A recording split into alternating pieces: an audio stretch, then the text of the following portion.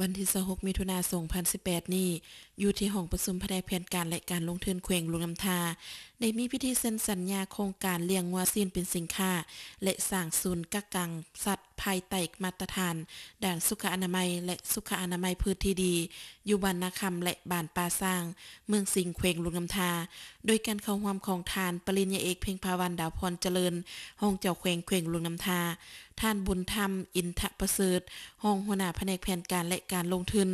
ท่านสมชายบริษัท LS การค้าออกค้าเข้าจำกัดมีภาคส่วนที่เกี่ยวข้องของแขวงตลอดฮอดพนักงานวิชาการภายในแผนกแผนการและการลงทุน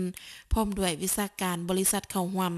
ท่านคำสอนดาวพรเจริญหัวหน้าแขนงส่งเสริมแผนกแผนการและการลงทุนแขวง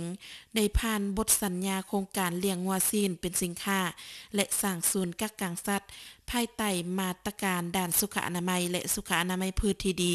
อยู่บ้านนาคำและบ้านป่าสร้างเมืองสิงห์แขวงหลวงน้ำทาระหว่างแผนกแผนการและการลงทุนแขวงหลวงน้ำทากับบริษัท LS การค้าออกค้าเข้าจำกัด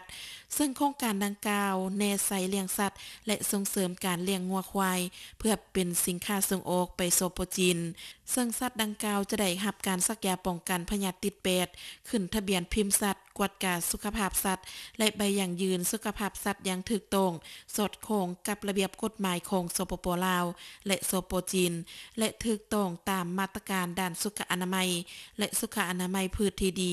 ที่องค์การจัดตั้งสากลที่เกี่ยวข้องได้กำหนดออกกิจกรรมของโครงการมีคือสร้างศูนย์กักกันสัตว์ฟาร์มงัวส่งเสริมประชาชนเลี้ยงงัวและส่งเสริมประชาชนปลูกหญ้าและพืชเศรษฐกิจอื่นๆเช่นสาลีมันต้นเพื่อเป็นส่วนผสมอาหารบริษัทสัมปทาน30ปีหลังจากนั้นจะโอนกิจกรรมทั้งหมดให้รัฐแต่ทางบริษัทสามารถเสนอต่ออายุโครงการดังกล่าวได้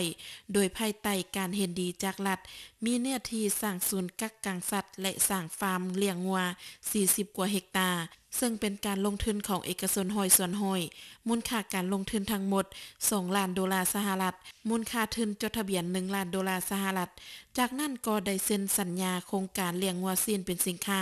และสร้างศูนย์กักกันสัตว์ร่วมกันระหว่างแผนกแผนการและการลงทุนแขวงหลวงน้ำทากับบริษัท LS การค้าออกค้าเข้าจำกัดในโอกาสเดียวกันนี้ทานปริญญาเอกเพ็งพาวันดาวพรเจริญห้องเจ้าแขวงหลวงน้ำทาก็ได้โอลมซึ่งท่านได้เน้นนักปัญหาสำคัญต่อกับทางบริษัทให้เอาใจใส่ในการจัดตั้งปฏิบัติโครงการให้ถูกต้องสอดคล้องกับระเบียบกฎหมายรับประกันให้ประชาชนได้รับผลประโยชน์อย่างแท้จริงและบ่สร้างผลกระทบทางลบต่อสิ่งแวดล้อมและสังคมพร้อมกันจัดตั้งปฏิบัติให้ได้รับมากผล